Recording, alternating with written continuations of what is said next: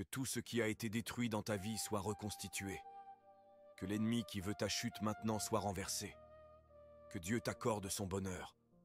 Tu mangeras à ta faim. Tu boiras à ta soif. Que Dieu te fasse vivre dans la maison de tes rêves. Que Dieu te fasse rouler le véhicule de tes rêves. Que Dieu te donne une famille heureuse. Que le Seigneur qui donne toutes choses et qui connaît les désirs de ton cœur bénisse ton travail.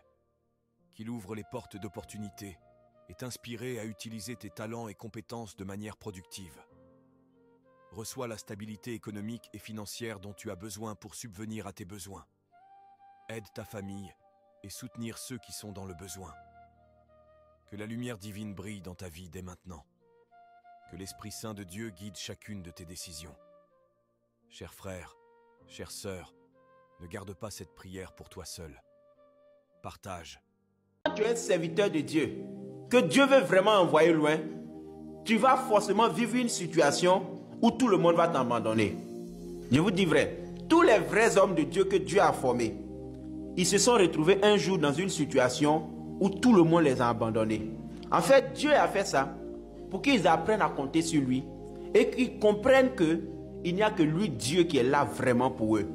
Et tout homme de Dieu qui est passé par le rejet, par l'abandon, et qui s'est retrouvé un jour dans la solitude, dans son ministère, il est solide, il est inébranlable, il a la foi en Dieu.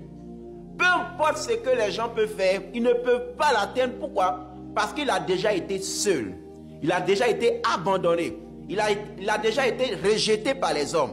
Et donc, comme il a déjà été rejeté par les hommes, le rejet des hommes ne lui dit plus rien. L'abandon des hommes ne lui dit plus rien. Oui, et c'est l'objectif de Dieu. Il faut que tu arrives à un niveau où même quand les gens te rejettent, les gens t'humilient, les gens t'abandonnent, ça ne te dit plus rien. Si tu peux atteindre ce niveau-là, tu as déjà réussi ta destinée. Parce que la destinée est faite de coups, c'est fait d'humiliation, c'est fait de rejet, d'abandon. La destinée est faite de souffrance. Si tu n'es pas prêt à vivre ces choses, tu n'es pas prêt à accomplir ta destinée. Pour passer du temps dans la prière, il faut connaître Dieu. Il faut connaître la parole de Dieu. Il faut lire la parole de Dieu. Il faut écouter les enseignements. Il faut découvrir ce que Dieu a fait dans la parole. Quand je suis dans le moment de l'adoration, j'aime parler de ce que Dieu a fait pour son peuple. Comment il les a délivrés. Je cite même les choses que Dieu a fait spécialement. Amen, ça c'est la Bible. Et tu parles de ce que Dieu a fait dans ta vie. Le moment de l'action de grâce, il ne faut pas seulement parler de ce qu'il a fait dans la Bible. Qu'est-ce qu'il a fait pour toi? Voilà pourquoi il faut marcher avec Dieu. Amen. Tu marches avec Dieu. Tu as de l'expérience. Tu es bloqué. Tu pries. Et il intervient.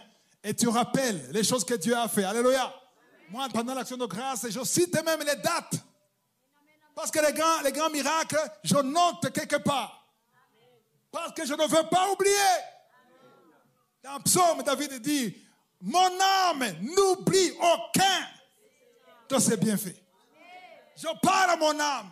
Souviens-toi en 2018. Souviens-toi en 2009. Souviens-toi quand je voulais me marier et que je n'avais rien. Souviens-toi quand je dormais par terre. Alléluia. Je le dis avec foi. Je le répète tous les jours. Et je suis convaincu que Dieu ne s'en lasse pas. Dieu n'est pas fatigué de tes louanges. Tu peux répéter ça tous les jours. Ça dérange le diable. Je dis que ça dérange le diable.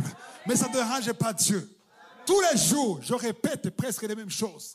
Parce que je veux être reconnaissant. Je me force. Je veux que mon cœur soit reconnaissant. Il n'y a rien qui plaît à Dieu qu'un cœur reconnaissant. Alléluia.